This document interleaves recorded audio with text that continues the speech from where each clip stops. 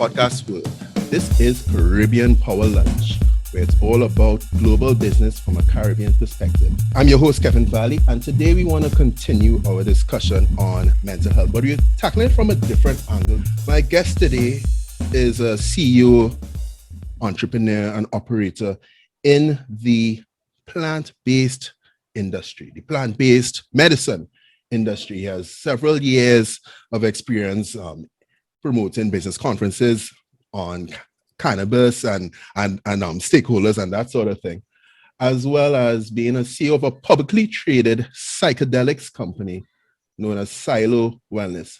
Mr. Douglas K. Gordon, can't forget the K. Douglas, how you doing, sir? I'm great. How are you today? I'm good. You know, I realize how important the K is because everywhere I see your name, it's not just Douglas Gordon, it's the Douglas K. Gordon from since 2016. I'm getting the emails from Douglas K. Gordon. You know, here's the cannabis is an upcoming industry. It's really important, especially here in Caribbean and Jamaica and everything.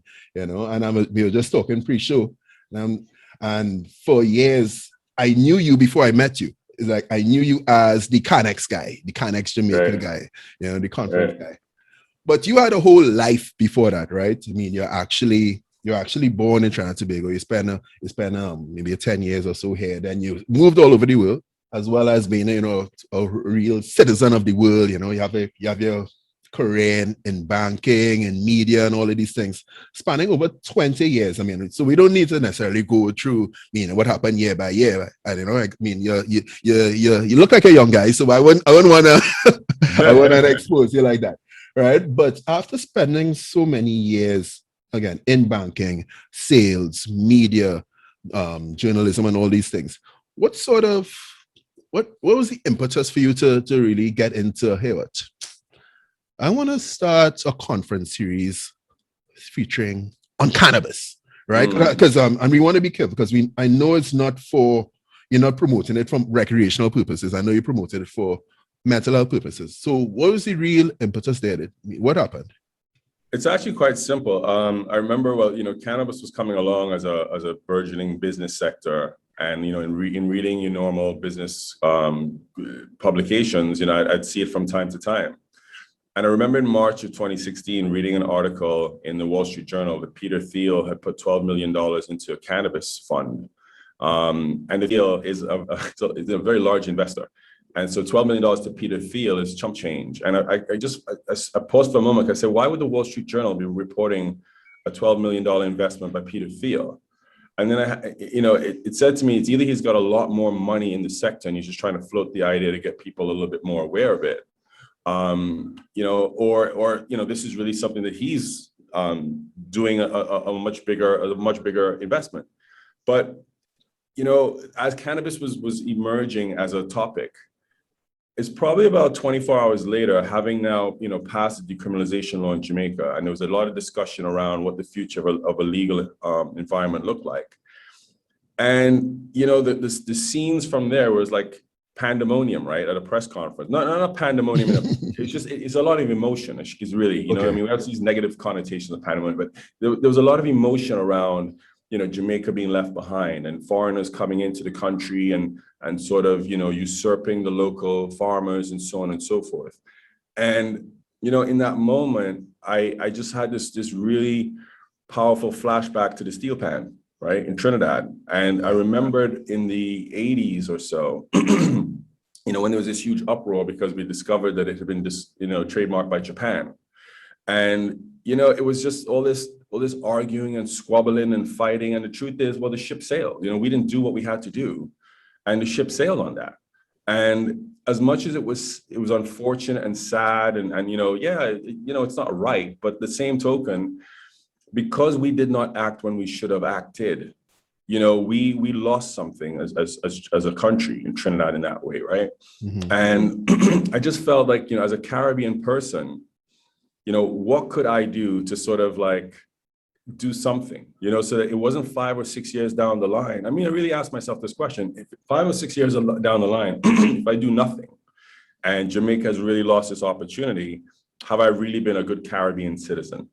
And so, you know, my thought was, if you could get people together where we were sharing education, we were sharing knowledge, we were sharing experience, because again, you had places like Colorado and Canada where the movement was so much further advanced, then, that would at least inform the local population who want to be in cannabis, expose them to some of these, these operators, not people being theoretical, but operators. Right. And so there would be an opportunity to sort of help to build the industry here.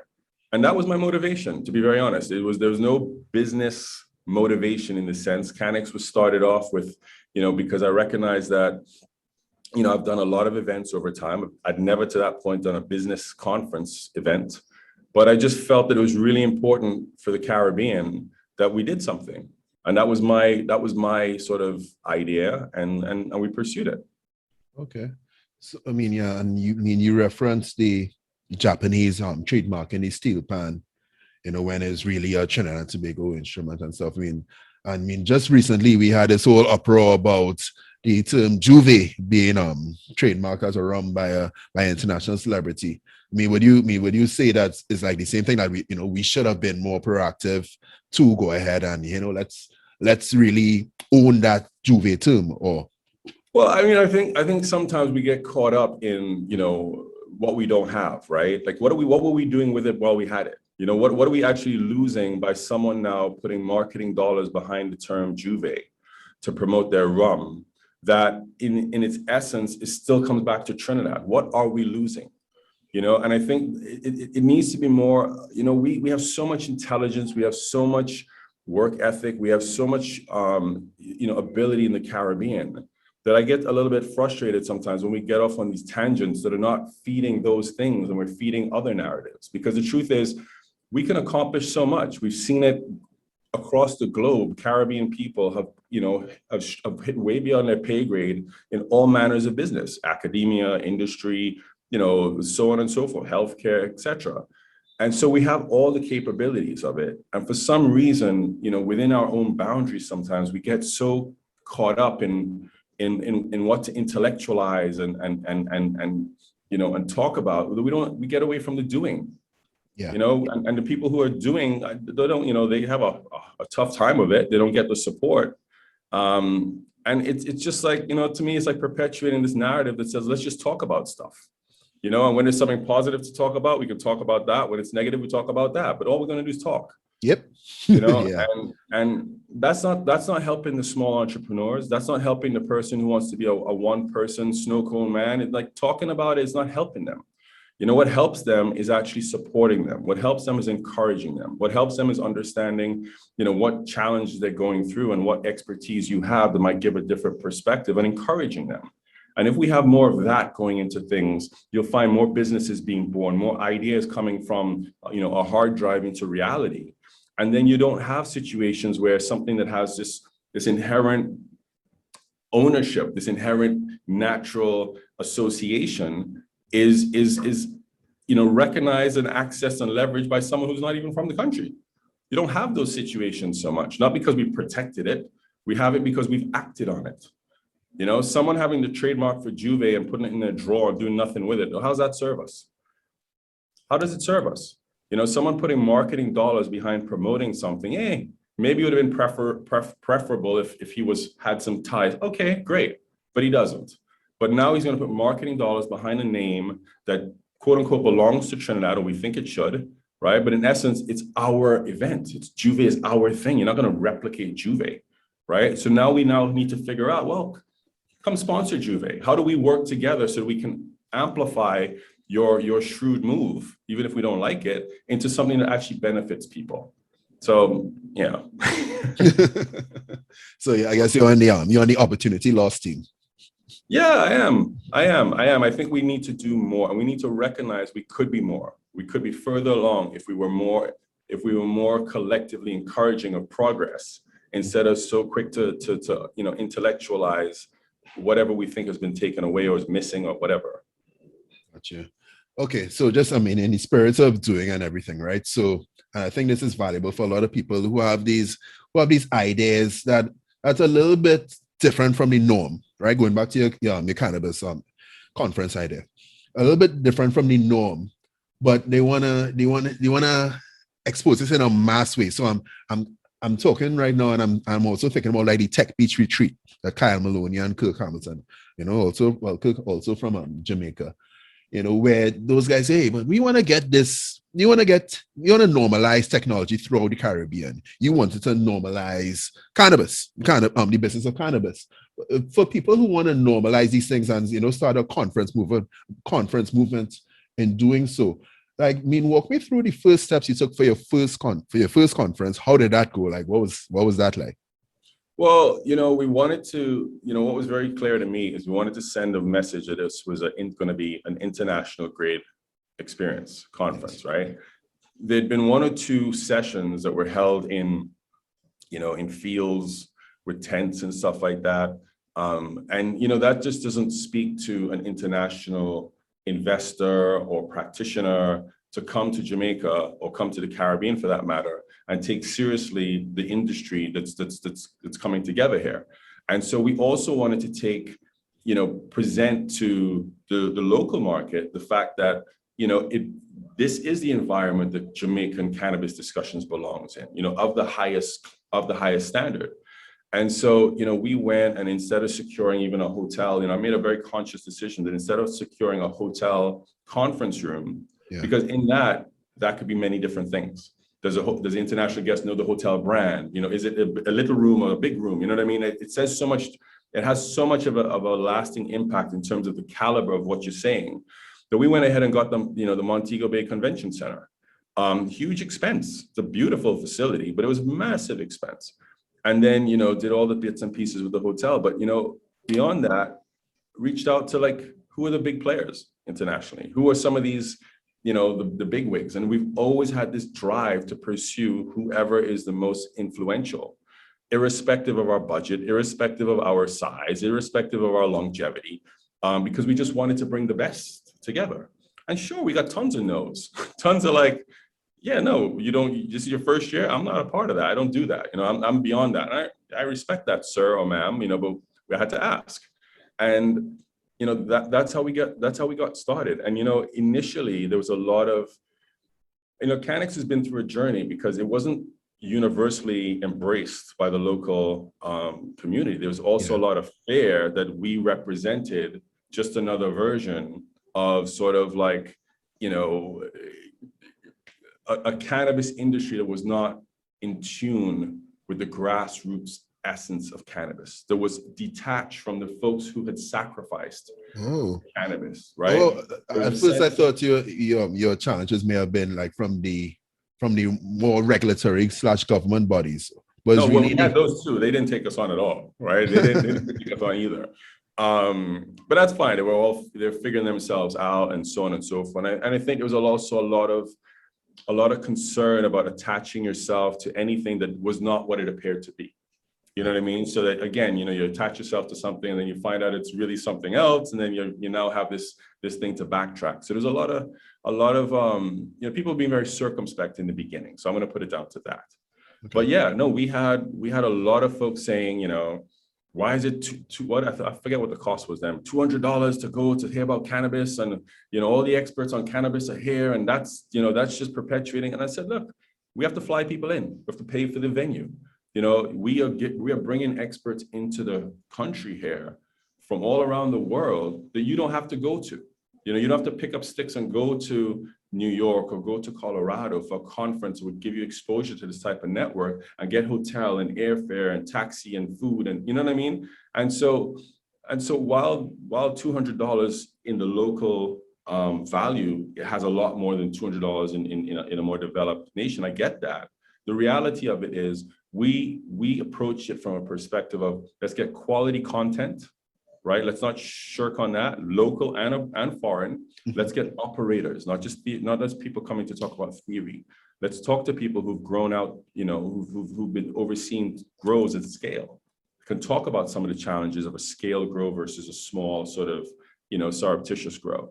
Let's bring all of those pieces together. Let's talk to people who, floated companies in the capital markets. They understand what investors look like for that type of investment, what private capital is looking for in cannabis, And let's bring people locally who've been growing for years. who have good quality product. Just let's bring people to the table locally who want to invest, but they want to understand the landscape of it. All of those are the component pieces that we sought and we brought together for CanEx. And over time, Kevin, I'll say what's really sort of very heartening is the way, some of those communities that initially was skeptical of our intentions have come to fully embrace what we're doing. It took a little time, and yeah, it was painful because you want them to embrace it, but at the end of the day, they have. The regulators, the government, they've come and they've supported. They've seen what CanEx has done for the industry, what it can continue to do for the industry. And so it's very, validating, if you want to call it that.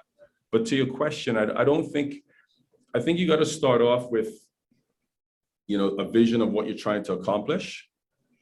And then you have to apply yourself what the first step is. The first step might not even resemble the vision, but you have to take it, but you have to know the vision, because if you just go into it, you can either go and overinvest, you can go and underinvest, you can just do it in a way that's sort of slapdash or what have you, because you're not clear on what the ultimate vision is, And I think, yeah, once you do that, it starts to reveal itself. I didn't start off CanEx because I wanted to have it as the premier cannabis conference in the Caribbean and I didn't. I just thought that, look, we're going to miss the boat.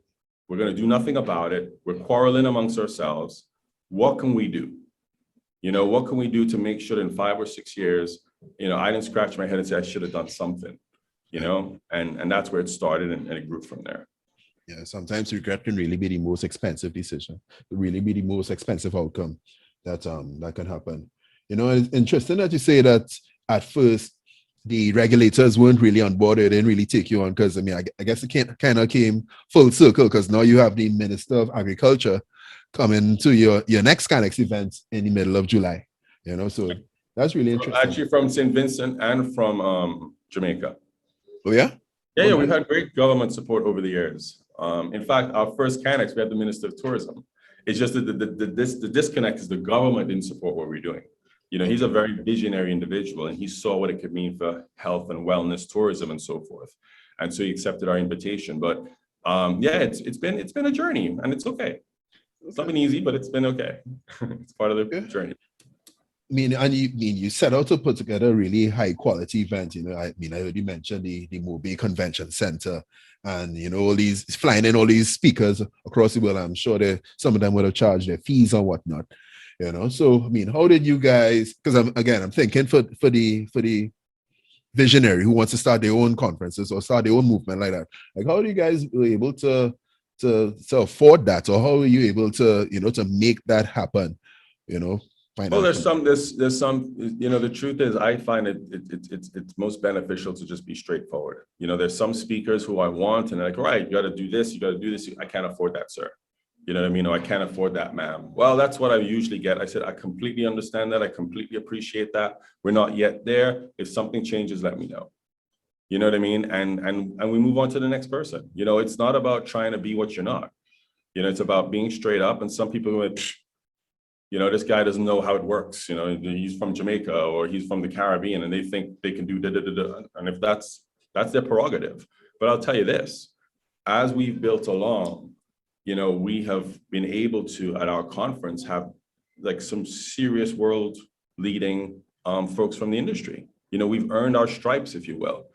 People respect CanEx. And I'm not saying that as some sort of personal reflection. I'm saying that because, we always strove to execute at a certain level and treat people right and be true to the plant. The essence of all of this that people miss is, and it might sound a little woo-saw, but cannabis is not just another product. It's not just another thing. It's not another widget.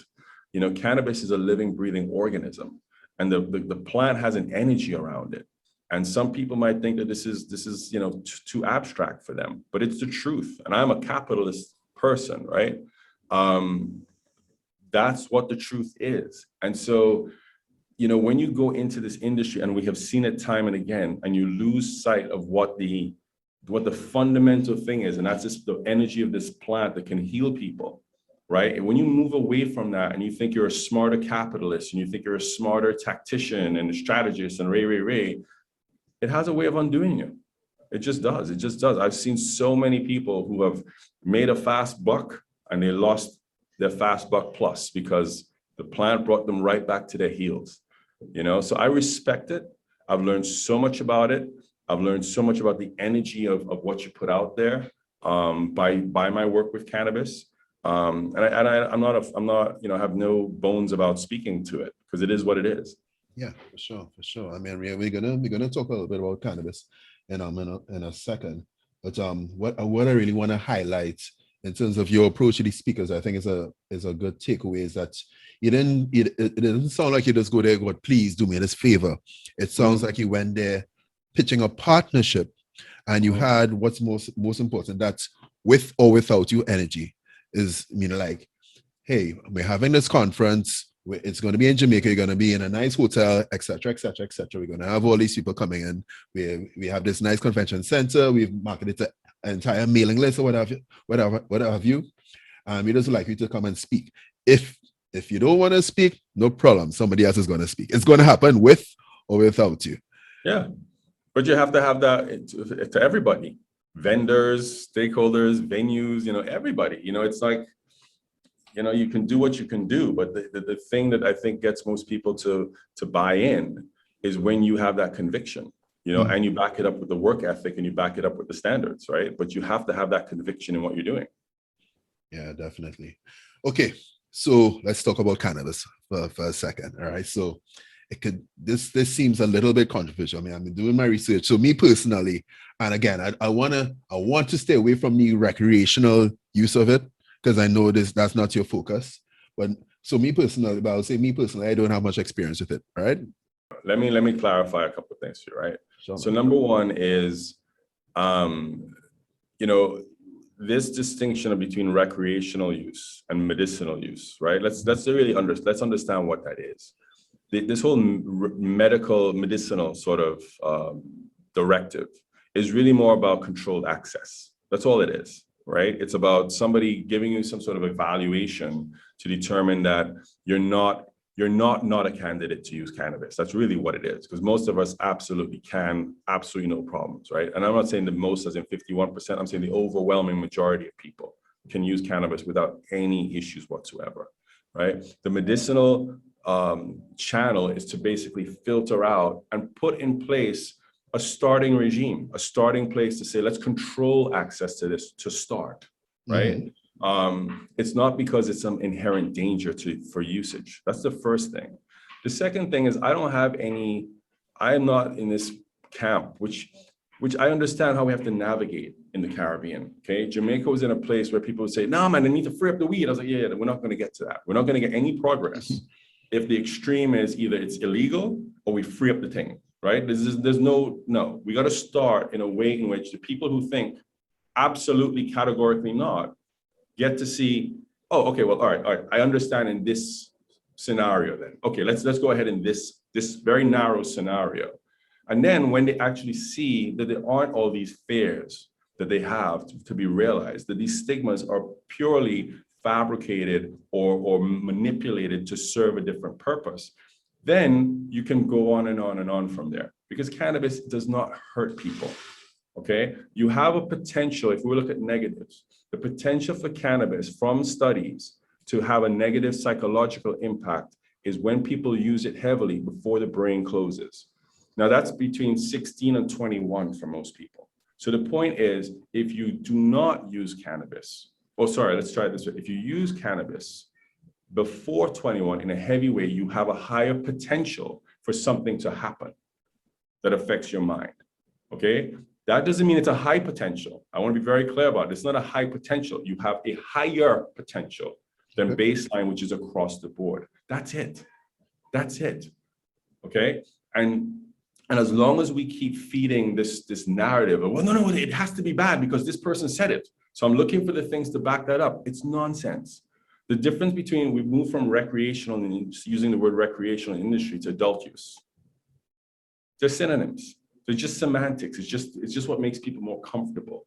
Because the truth is, if you had a long day and your way of coping is to have a drink of scotch or a glass of red wine or to smoke a spliff, it's the same thing.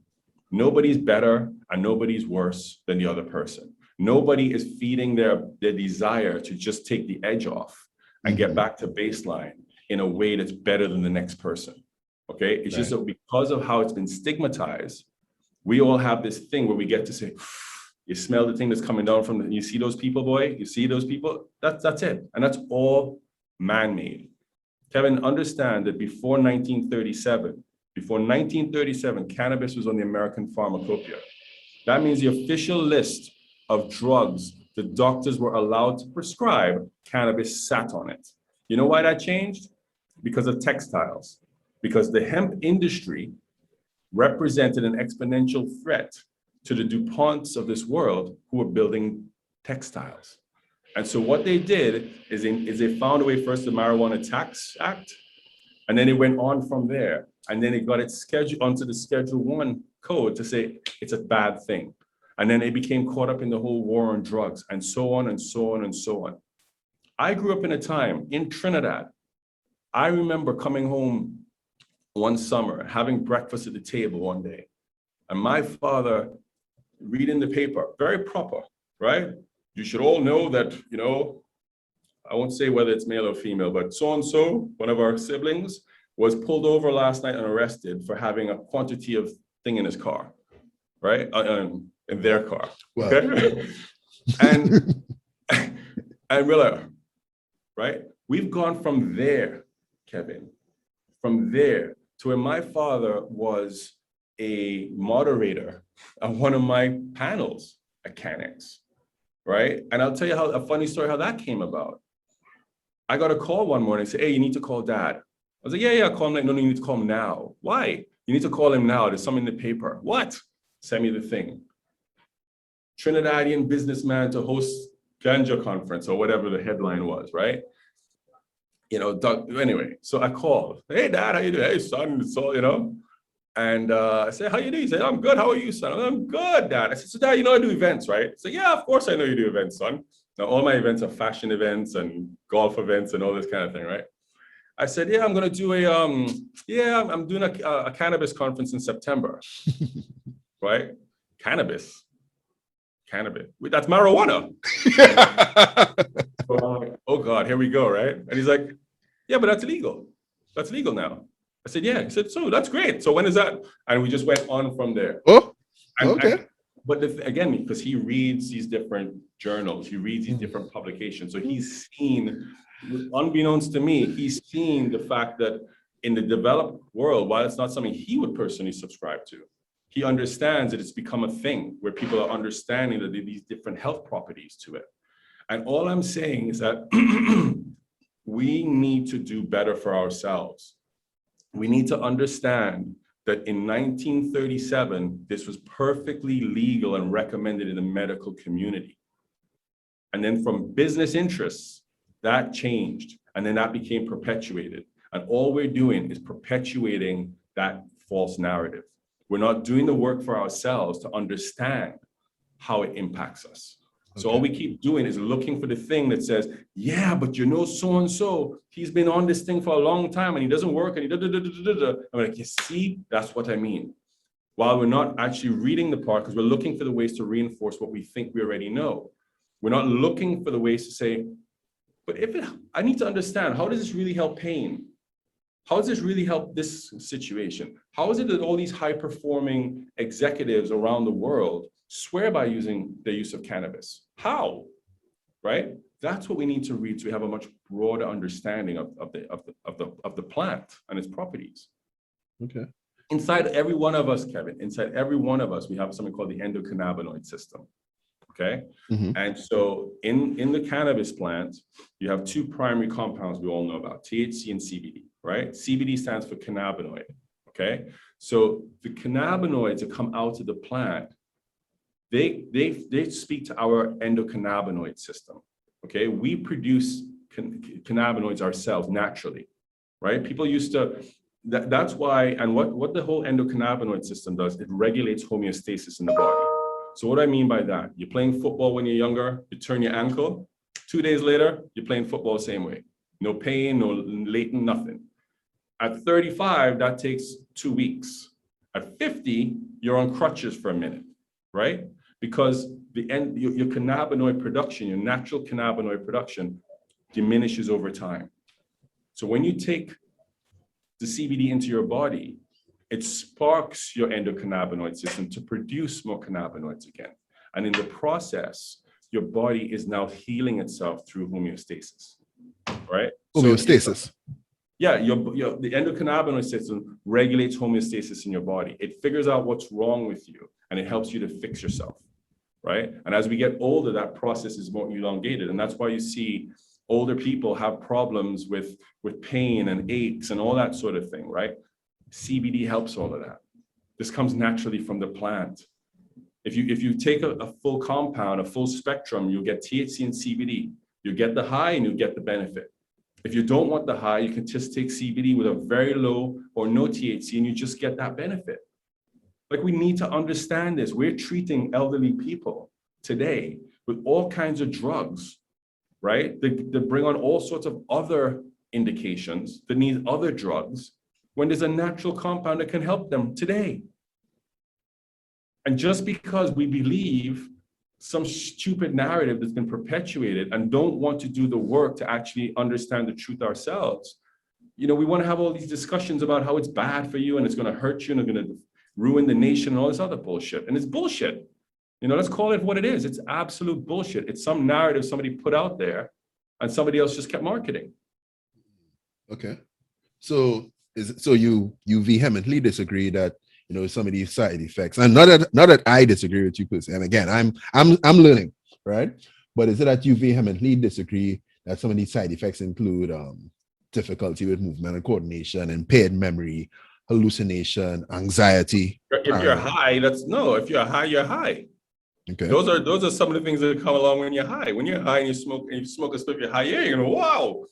I'm not saying I don't disagree with that, but I'm memory loss and stuff. The benefits from cannabis. Okay. Without that, if that's your decision. Okay. You follow? Yeah, and I think we could have a similar discussion on mushrooms. But all right, so the takeaway there for cannabis, I mean, is especially for medical purposes and alleviating pain and sort of, I want to be careful what I say. I don't want to say treating. Can I say treating mental illnesses and disorders? Can I say treating or what? For cannabis or psychedelics? We get into psychedelics, but can cannabis do this as well? Because I want to make sure that we differentiate them. I don't know. I mean, there's tons of studies that are being held. I'm not familiar with every single one of them. Right. By far, I don't know about cannabis and mental health. I don't know. I know about cannabis in terms of anxiety and reducing the levels of anxiety. I know cannabis in terms of, just having a very overarching calming effect on folks. I don't know about its actual treatment of mental health disorders. I can't speak to that. Right, no problem. All right, we can leave it there for now. All right, so you're running the CanEx conferences for a while. Your dad approved. Cheers to that. I mean, my dad, God bless his soul, I don't think he would have gone over as well. I just enjoyed talking to your dad, so maybe I would have been able to show him the light. Who knows? Yeah, well, I mean, he'll be with you on the scotch. I don't know. I don't know if he'll be with you on the cannabis, right. But yes. So after some years of doing this CanEx conference, you ended up joining Silo Wellness as CEO.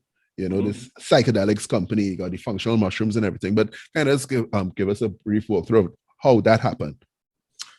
Sure. So, when we were talking earlier, you mentioned about CanEx and having its ability to network and all these different people we brought together. I mean, in 2019, we had 2,500 attendees from 37 different countries. And why I say that is because there was a vision, a deliberate thought to say, look, this cannot sustain itself if we're just talking about what's happening in Jamaica.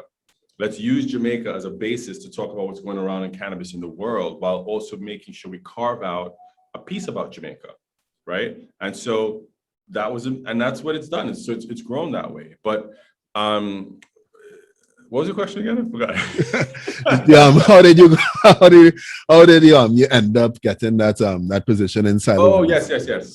So Mike Arnold, who's the founder of Silo Wellness, he had come to CanEx and he'd also met a number of people in different pockets. And when he said, he was looking to do some stuff in Jamaica, they're like, oh, you need to talk to, you need to meet Douglas and talk to him about, how you want to do that and so on and so forth. So in 2019, we met and he talked to me a little bit about the company. And then, in 2020, in the middle of the pandemic, he called me up one day, gave me a little update on what they were doing with the company. And it was very impressive. They'd made a lot of headway. And then he told me that they were looking for a CEO, from the region. And so, I thought it was he wanted me to help him find somebody, right?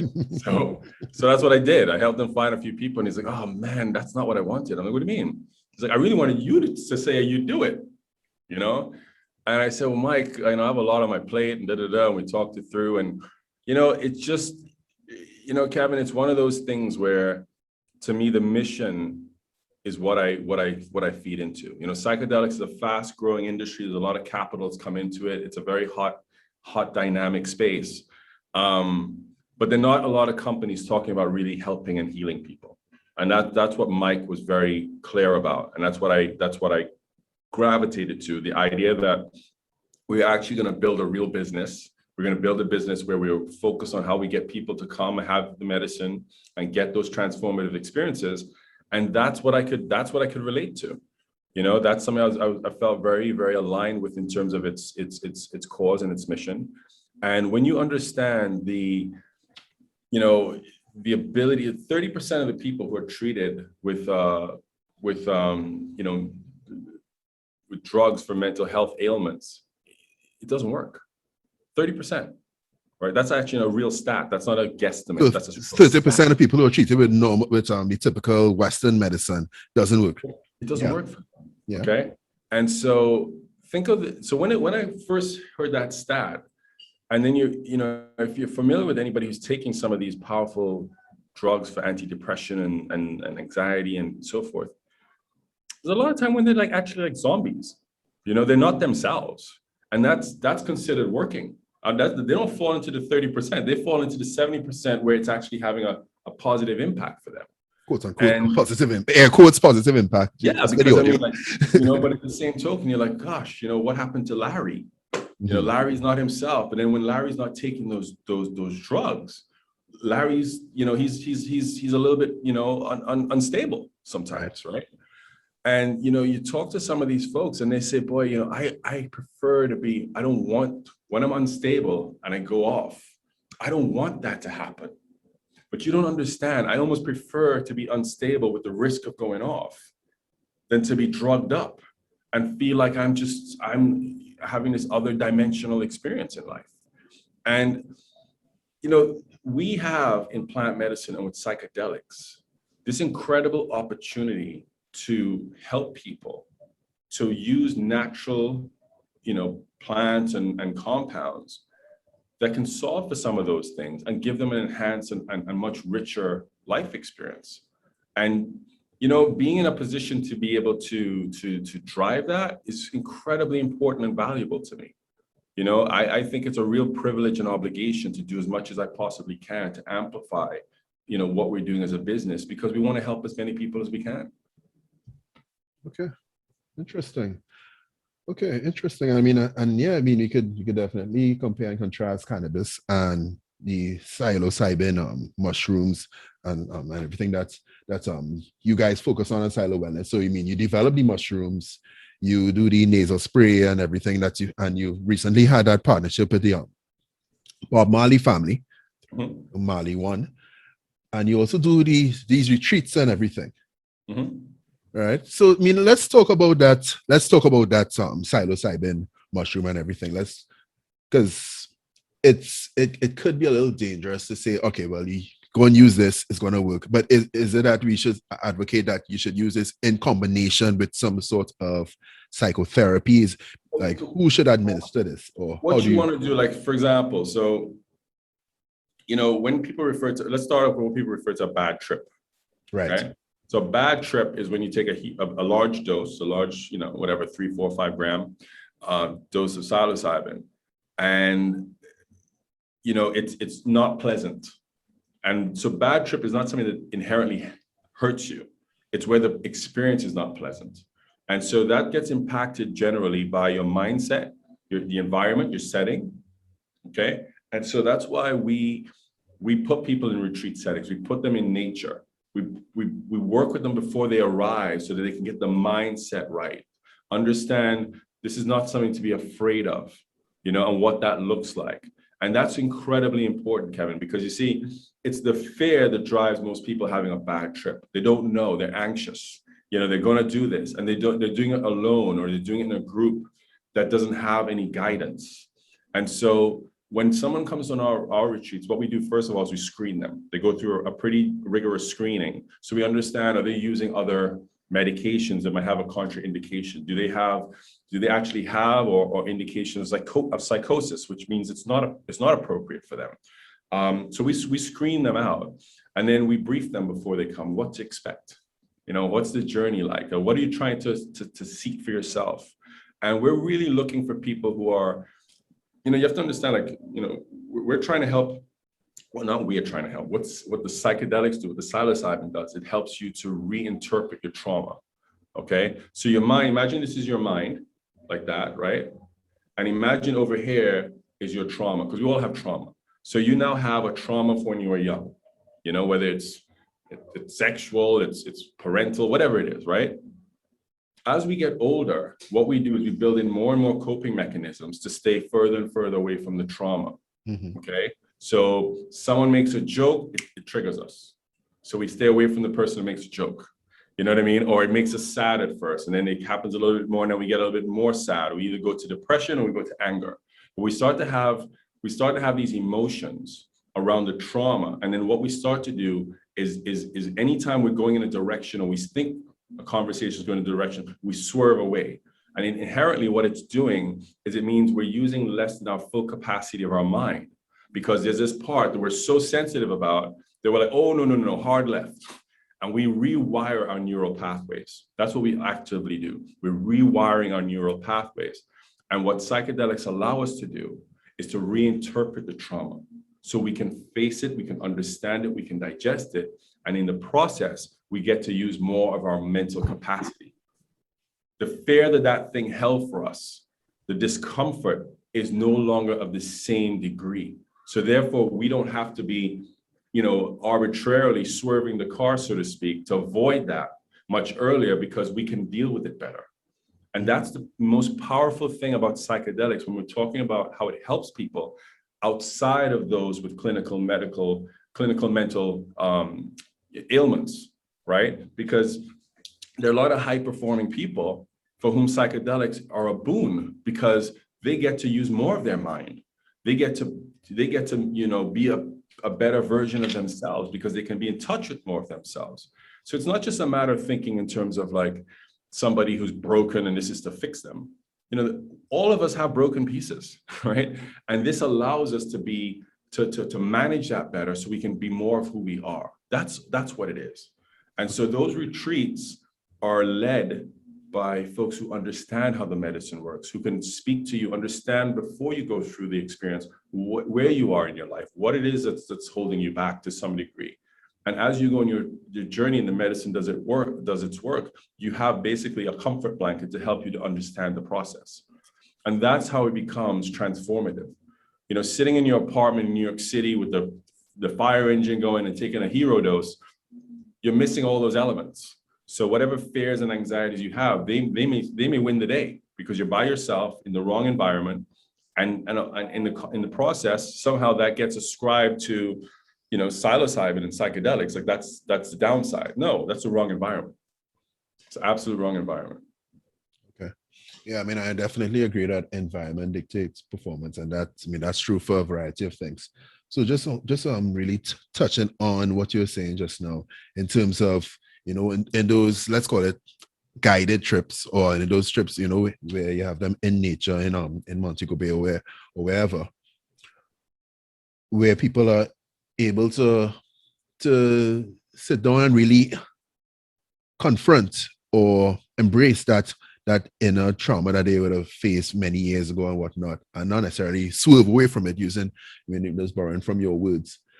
The positive effects from that, is it restricted to that time that they're there and present during that retreat, or is it more of a, hey, I fixed this thing and I'm back in New York, I'm back on the subway, and is it like a permanent, kind of be more of a long-term permanent fix, or is it something you need to keep doing over and over?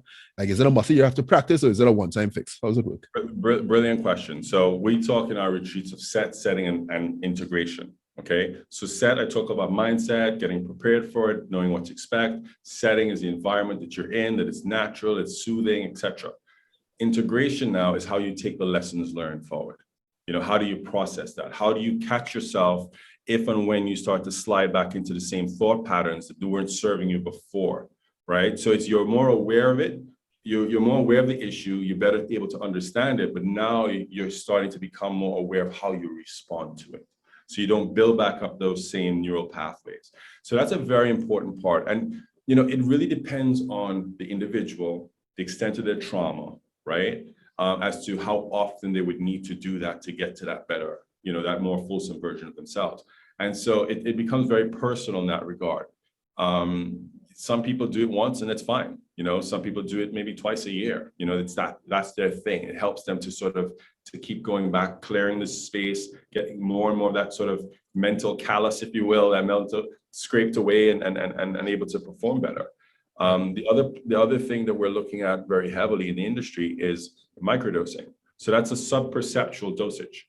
So now what that does is it will help you to get to a more consistent level of positivity and positive belief and happiness. People report a lot more joy when they microdose. So that allows you to have, as again, sub-perceptual. So it's not affecting you're not hallucinating or anything of the sort, but it brings back some of that positivity that people have reported, right? And that now is something you can do on a more consistent basis, daily or 4 times a week or whatever. But you can do that on a more regular basis where, the sort of psychedelic dosage is a more one-off thing.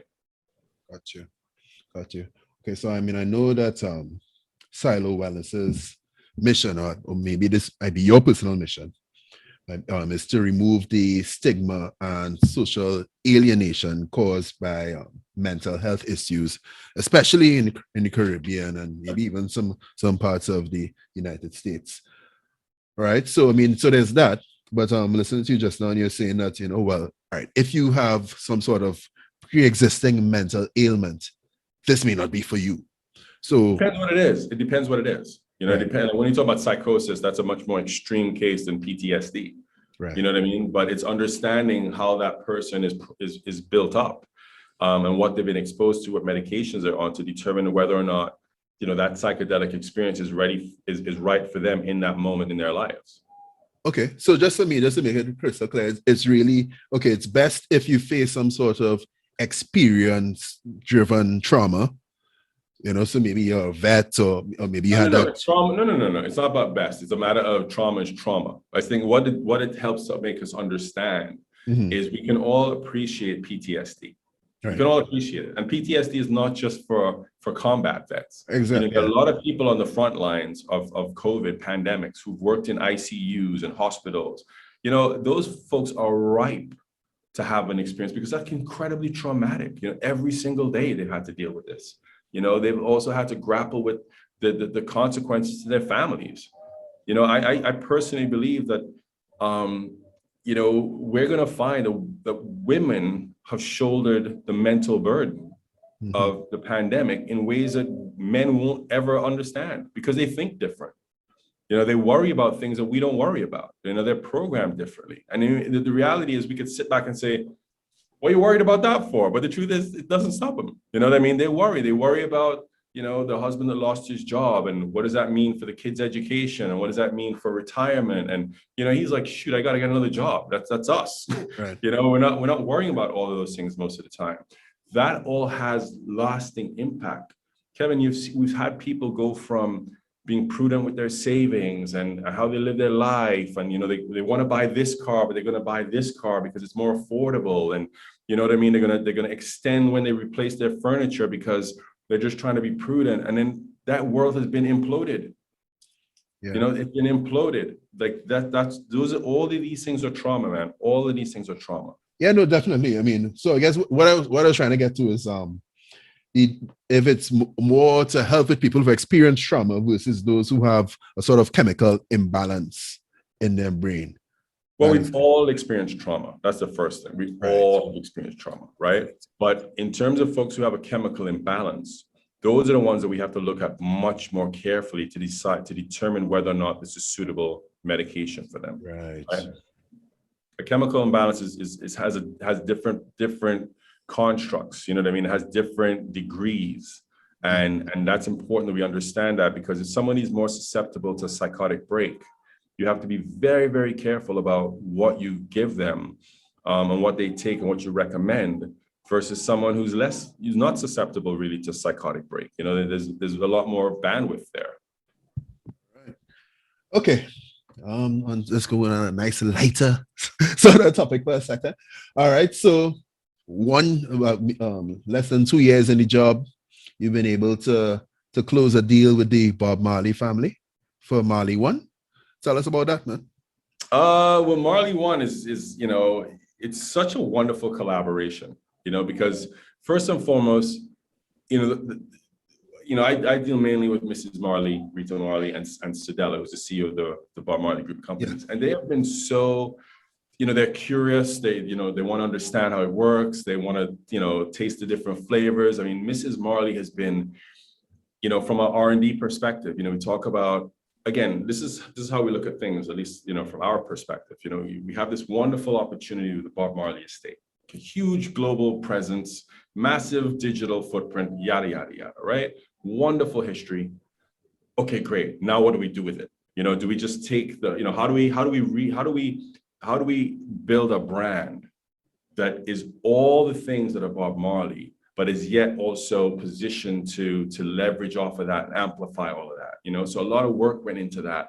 And we had a wonderful team out of London that put that together. Like, it's great. The family was so ecstatic with that, what our options were. It was very hard for everyone to choose, one over the other, but we did. Then we go to R&D. And again, looking at a product that wasn't just functional mushrooms. So our first line in the Marley One is all functional mushrooms. And just by way of explanation, you have 3 types of mushrooms: culinary, functional, and psychedelic. So when you talk about psilocybin, that's a psychedelic mushroom, right? So the culinary is like the portobello that goes nice with my beef, my roast beef. Yeah, right. So in the functional mushroom category, those all have different health benefits, but there's no psychoactive component whatsoever. Right. So these are sold in health shops and vitamin stores and Whole Foods and all these kinds of places. Right. It's also a very fast growing sector as people turn more and more to natural medicines for their healing. Okay. But even in that, what we did is we looked at, what are some of the other active ingredients, echinacea, ginkgo biloba, CoQ10, that we could put with it so that a consumer who's looking and considering it, they see something they're familiar with, that they're comfortable with, and you can put it together. Funny enough you say that, because I'm looking at the release of Marley One, and I see in your product line the One Mind, right? So I like coffee. Right. I mean, I'm always taking my ginkgo biloba to keep me sharp. Right. It's like, hey, a coffee flavored blend of lion's mane. I forgot what lion's mane is for. That is for mind, focus, and energy, right? Mm-hmm. And ginkgo biloba designed to improve focus and cognitive function. I'm like, hey, well, I want some of that to play in my coffee. 100%. And then even the flavors, we went through. I mean, and we talk about, like, to build a brand, but it's the little pieces, right? The little pieces that matter. And it's, going through it with Mrs. Marley, like, should we use ginger or peppermint, or, you know what I mean? Like, these are things that now give it that Caribbean anchor, you know what I mean? As well as a point of differentiation compared to other functionals. So for us, it's a journey, but it's all these different pieces that we put together to make sure that at the end of the day, do we have a manufacturing facility that's using all natural products, that's, that's certified to the highest standards, that has the capacity to do what we want to do from a business perspective. So it's been a wonderful journey, but, what we're very excited about with the Marley One line is 2 things, right? First of all, we're educating people. People knew functional mushrooms before, but there's a ton of people that don't know what functional mushrooms are. They're now understanding what functional mushrooms are, because they didn't know before. Some knew lion's mane, but not enough to try it. So now they're willing to try it. but it also serves the purpose of getting people to talk about mushrooms, to understand the health benefits of mushrooms, and ultimately for us, getting more people open to having psychedelic experiences. Right. So it's like a gateway. Absolutely, that's where the transformative healing takes place. We want you to take your Marley 1 in terms of the functional. Absolutely, because it's going to give you a sharper mind, better immunity, better digestive, all of these great things. Great things. It's worth it. But it also serves this other purpose of destigmatizing mushrooms, normalizing the conversation, and moving us to where we move from psychedelics. Isn't that tie-dye stuff with the old like Volkswagen bus, right?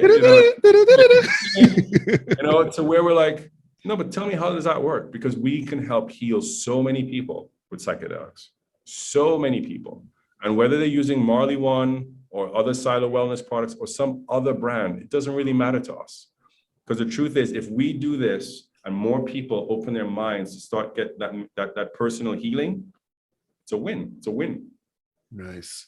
I also want to package that into a nice takeaway for the business owner audience, in terms of partnerships, right? So three main factors for any partnership. You need brand, you need the product, you need distribution, right? So naturally, in terms of brand, you got the Marley brand, which is, I struggle to find bigger brands than the Marley brand. Even all right, yeah. So you have Apple and Nike and all these guys, right? But when you think about it, like when people talk about building a personal brand, like I don't know if you could build a bigger personal brand than that. The guy has been dead longer than he was probably even alive. Not probably, that's a fact. Right. Because he was like 35, 36 or so when he died. What was he? I don't remember the age, but he's been gone longer than he was here. Yeah. Right. Yeah, let's just go with that. Right.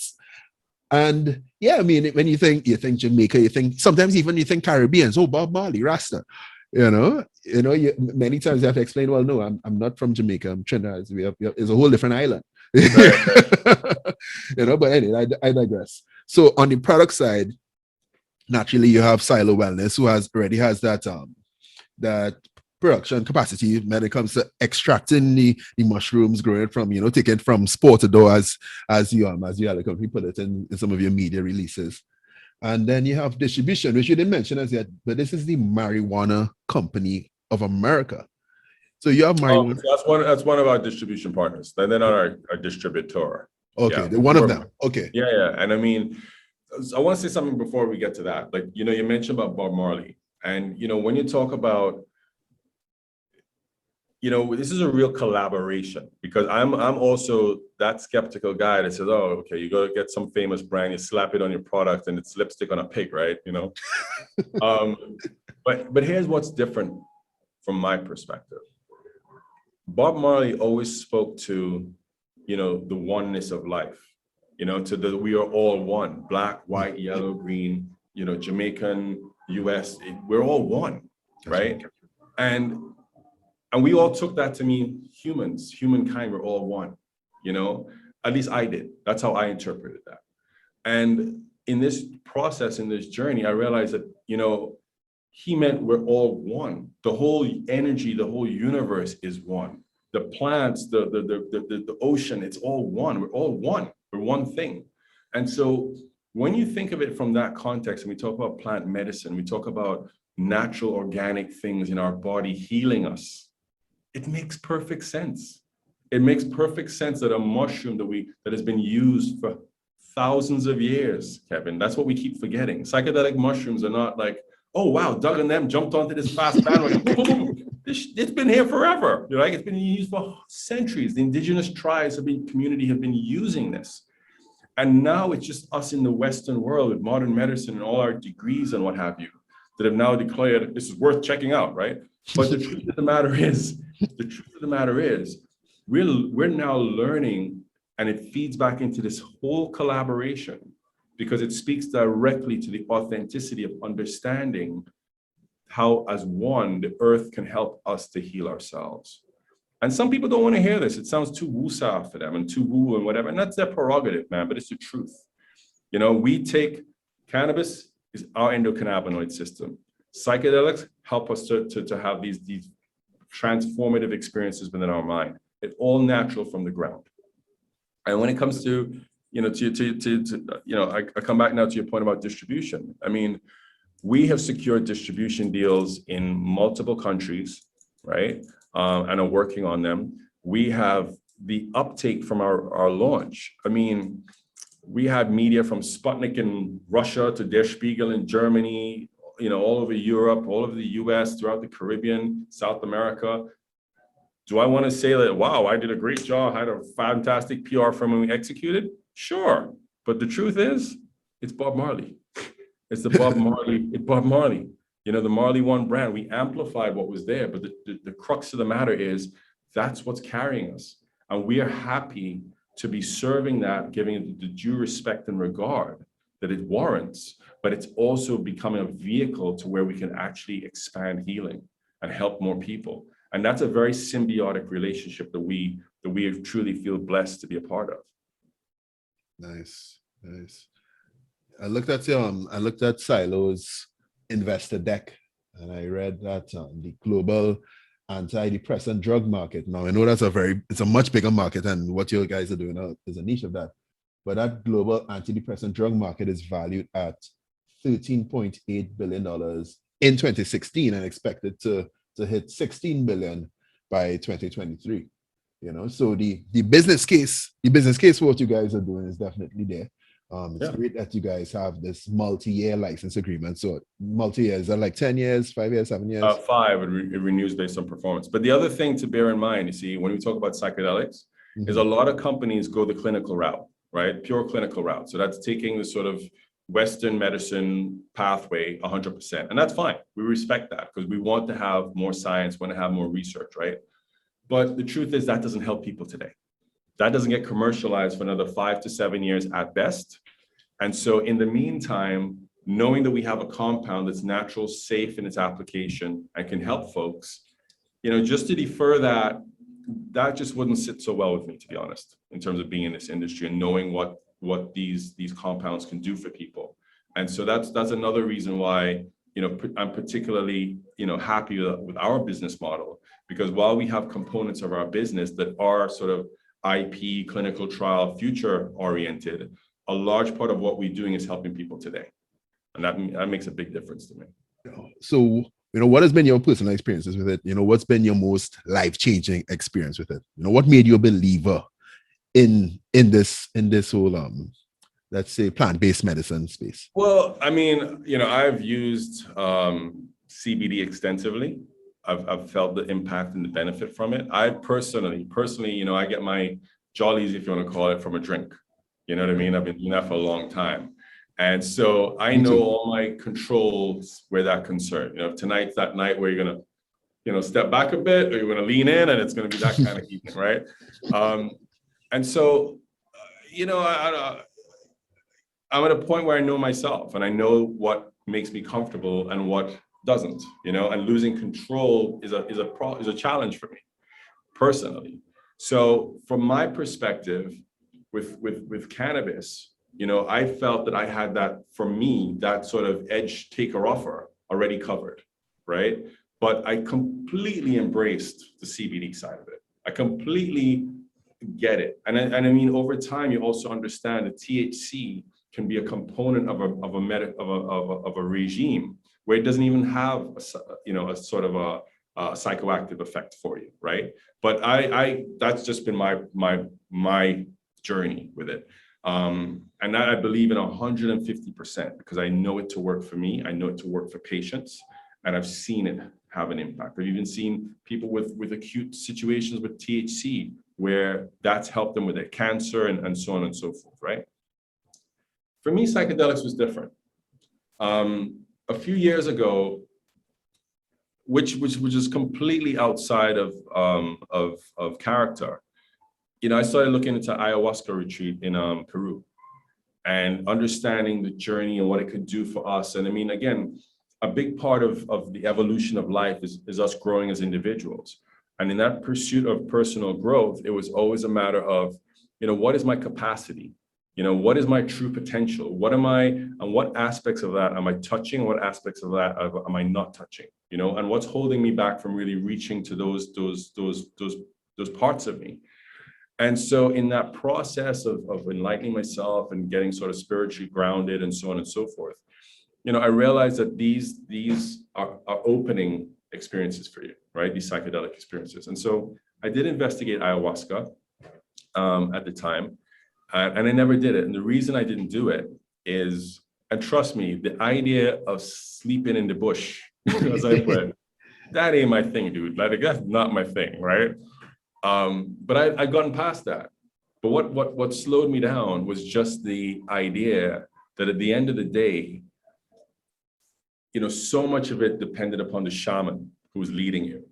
And there was no way to validate whether or not you picked the right shaman, or a bogus shaman, or a yesterday shaman, or an ancient shaman. And that's kind of where it stopped for me. But when I got into Silo Wellness, again, that rekindled that whole curiosity for me. And because we did so much work to find our retreat leaders and have so much confidence in them and their sort of sincerity and their authenticity and their knowledge, I did do my journeys, since I started the company, started with the company. And those have been extremely revealing for me. Very empowering, very liberating. I feel like I've gone to a whole nother level of performance. I feel like my mind is is cleaner. It's more, it works faster, if you will. And I used to work, fairly quick before, but I feel like it's gotten faster. My performance capacity has increased. I just feel like it's helping me to be more of who I am, who I am inside. It's pulling away the curtains, so to speak, the shades that were preventing clarity in terms of, what the fullest version of Douglas K. Gordon, as you say. K. Gordon. Right? What that was and what that can and what that should be. And so that's why it's been so powerful for me. And that's why it's something that, while my experience wasn't one of sort of trying to address some sort of negative in my life, it has been very transformative in terms of me stepping into more of who I am. And the other thing I will say is, in the context of our retreats and having our clients, I've seen people, man, I've seen them transform. I've seen a couple, we've had a couple, I'll tell you, the guy has is Trinidadian heritage, right?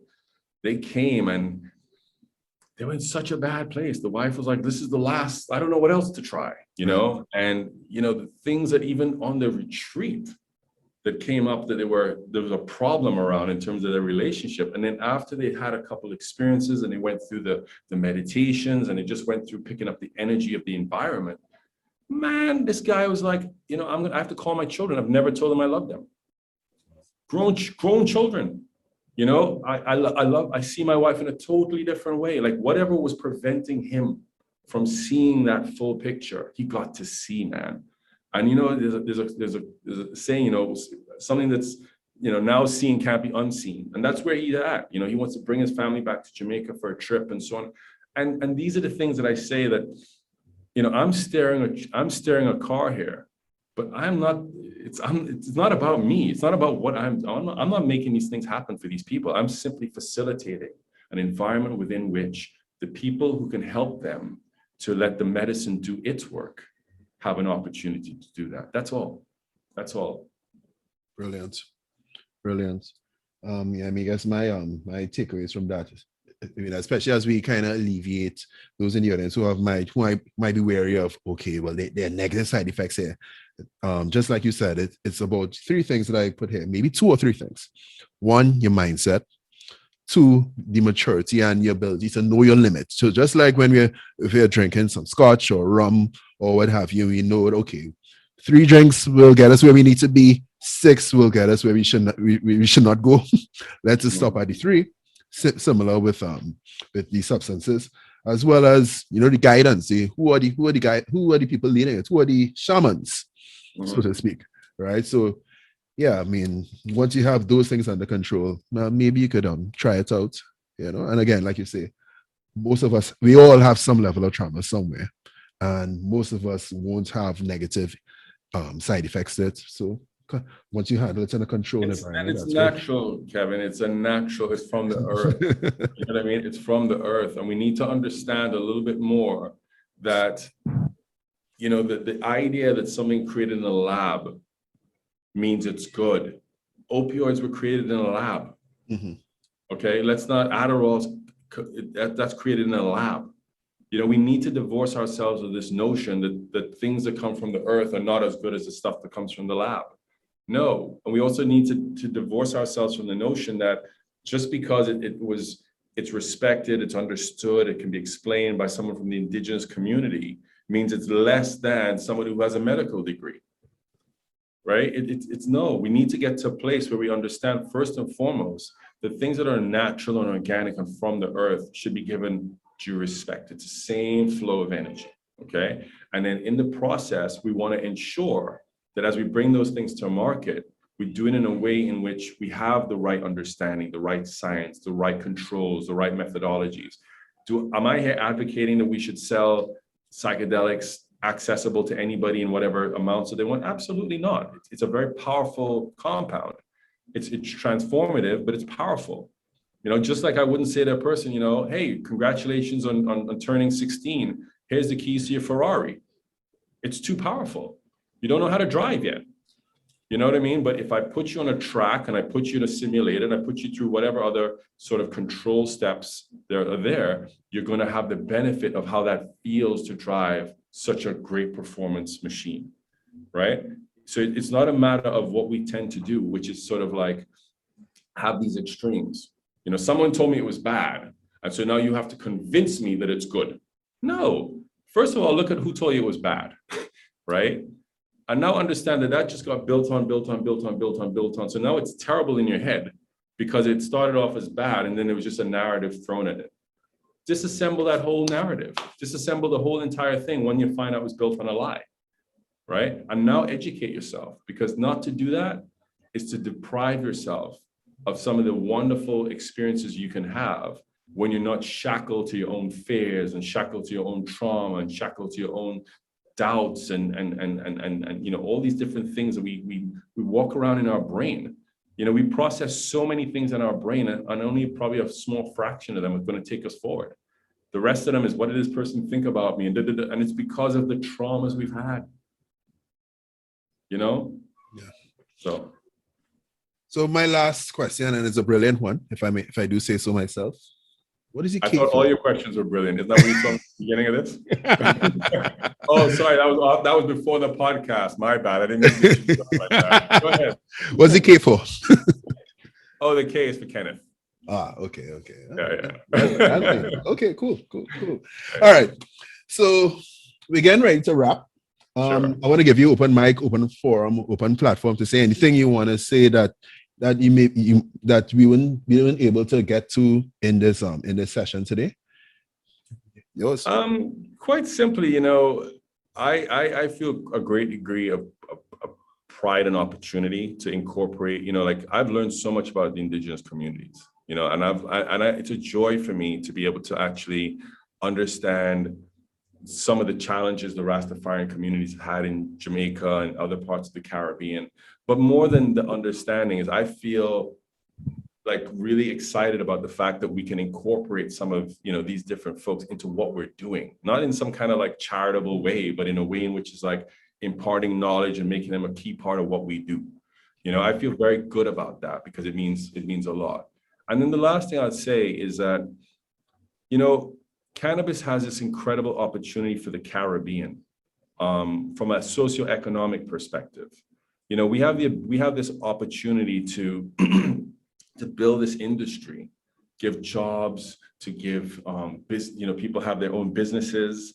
This is something global, and we have a unique opportunity because of our jurisdiction, because of our cool factor, whatever it is. And to be able to give small populations, right, such a large potential income earning industry, and it's being sort of held up because of false stigmas and bureaucrats who don't want to understand it. It's not that they don't understand it or they have a differing point of view. They don't want to understand it. They don't want to open up themselves. They don't want to sort of evaluate the fact that when we import all these drugs for all these different conditions that could otherwise be treated by people taking natural medicines that come right here from the Caribbean, the kind of money we save that could then be reinvested into giving our people better healthcare facilities. You know, when some of us talk about in the region about free healthcare, it's not free. When a person has to take a day off work and line up and wait, and then they're treated as though like, you know, well, you're here, it's free, just take it. You know what I mean? I'll be with you when I'm with you. That's bullshit.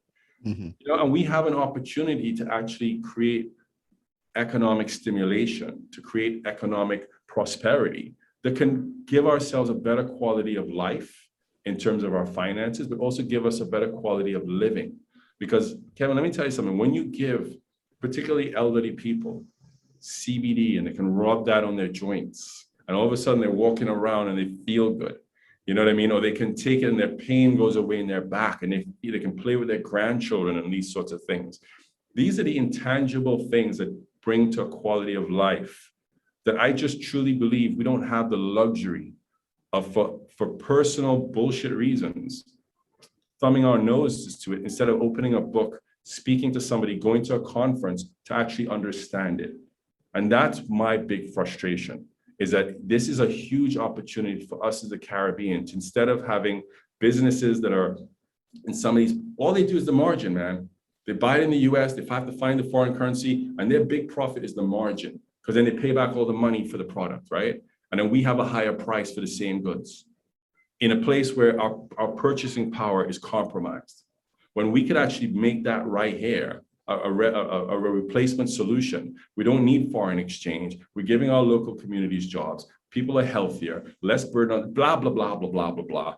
And the reason we're not doing it is because we don't want to do the work to think about it. Mm-hmm. That's not good enough. It's not good enough. Podcast world, there you have it. Free your mind with Douglas K. Gordon. Subscribe to Caribbean Power Lunch at caribbeanpowerlunch.com/subscribe. Check us out on Castbox, Spotify, Apple Podcasts, Google Podcasts, Stitcher, wherever you listen to your podcast. And with that, Douglas. Kevin, thank you. Podcast World, Cabin Studios, we are out.